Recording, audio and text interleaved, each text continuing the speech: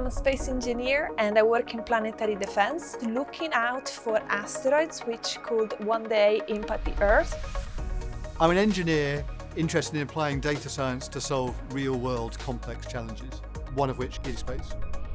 I'm passionate about working between disciplines, so I'm applying engineering principles to life science problems. So I'm designing new instruments that can help us to make better experiments in life science that we couldn't do beforehand.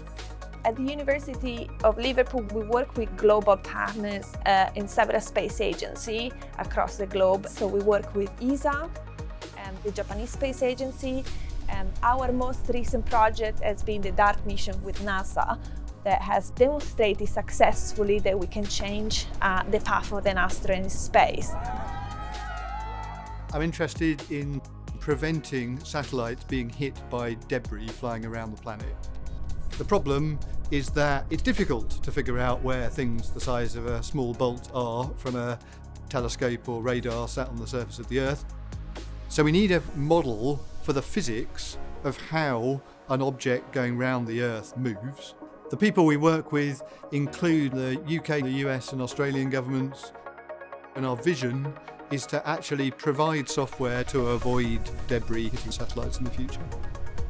I'm the engineering lead for the MicroAge project. On MicroAge, we are studying parallels between that rapid muscle loss we see in microgravity and that much slower muscle loss we see in old age. It's just very much accelerated up in space.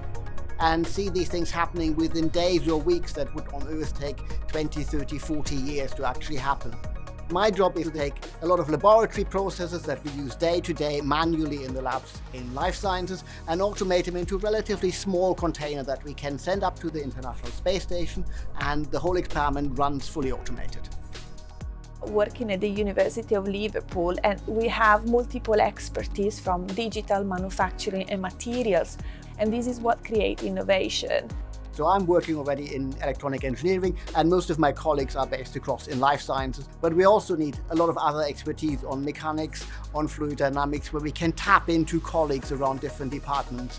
It's really great to be at the forefront of the state of the art on an international stage. We have the people with the skills and backgrounds that are both diverse and deep in terms of their understanding. We have big computers to be able to tackle some of tomorrow's problems today, and we have the ambition and the enthusiasm to actually go and make a difference.